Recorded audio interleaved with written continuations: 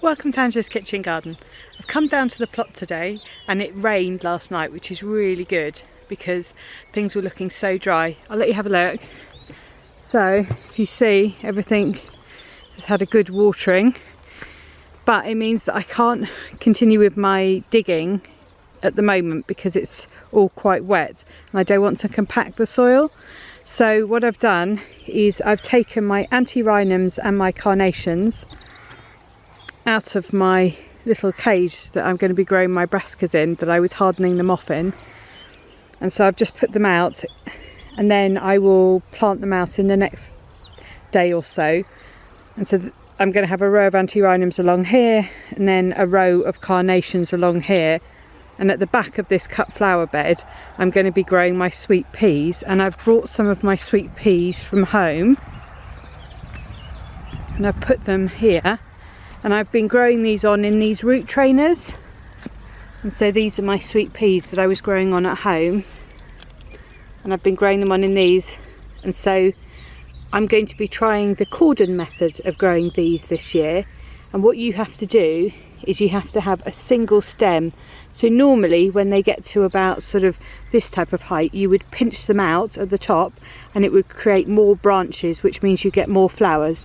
But I'm going to try and grow them so that I get bigger blooms but less blooms.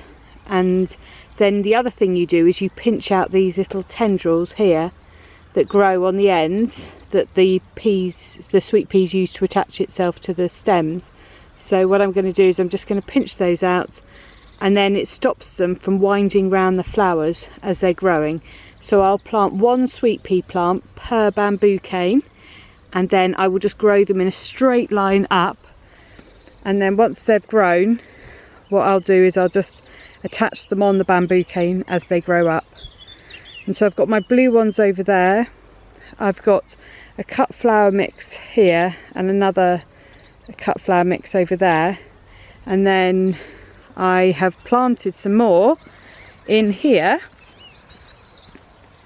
so I should have plenty of sweet peas. And these ones, if I zoom in for you, if I just show you these pots in here now, having zoomed in, you can see that I've got a couple of little green sprouts coming up, and so these are finally starting to grow.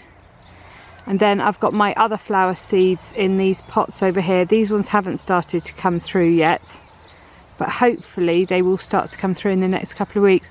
And then here are all of my brassicas that I'm growing, and they look like they're doing really well. These are my purple and my white sprouting broccoli. Here are my green tender stem broccoli, and then this is my kale. And then in the tray behind I have got some cabbages and some Brussels sprouts and some brew kale, which are flower sprouts, and I grew them last year and they're really good, so I'm going to grow them again this year. So whilst I'm down on the plot, I'm going to be harvesting some of my purple sprouting broccoli, so I'll do that now to take home, and then I can have it for tea. And I'm also going to harvest some of my Swiss chard to take home as well for tea. And so I'll do that now, and then I'll show you what I've managed to get.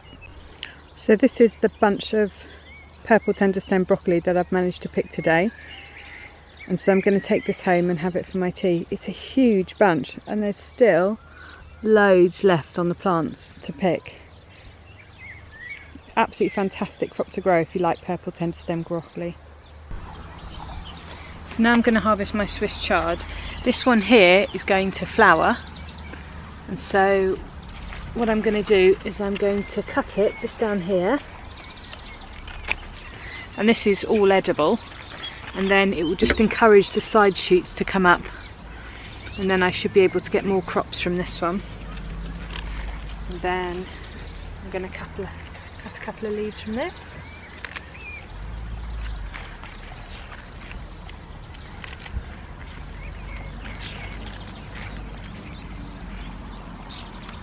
And I'm going to do the same with this one because it started to go to seed.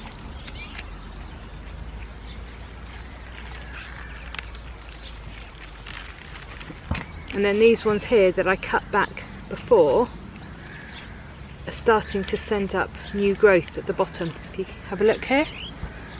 And so this will bush out, and then these ones will be ready to start harvesting soon. A couple of the leaves are big enough. So some of them are starting to get a little bit bigger, so I'll pick these ones, but I'll leave the majority of this one on because I cut it back quite hard a little while ago. And then I should get a couple more weeks out of this, and then I'm going to have to pull them up and plant something else in their space. So I need to get going with reseeding so that I've got more things to put into the bed. So this is my Swiss chard harvest from today. It's a nice big bunch of Swiss chard, and I love this stuff. Those are all the jobs that I'm going to manage to get done on the plot today. I was feeling that maybe it might dry out if I had a little bit of a poodle, but it hasn't. And so what I'm going to do now is I'm going to head home and I'm going to finish the rest of my nets so that I can bring them down and cover up my brassica cages. If you have a look over here at my cabbages, these are my Durham early cabbages. They are starting to heart up really nicely. And so it won't be long until I can start harvesting these. And so what I do is I'll pick the bigger ones and leave the ones that are a bit smaller to grow on.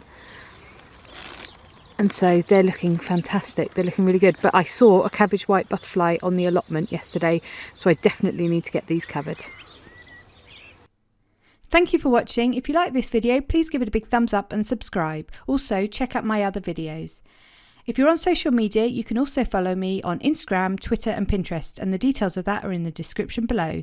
And I'll be uploading another video at the same time tomorrow. So see you on the next one. Bye!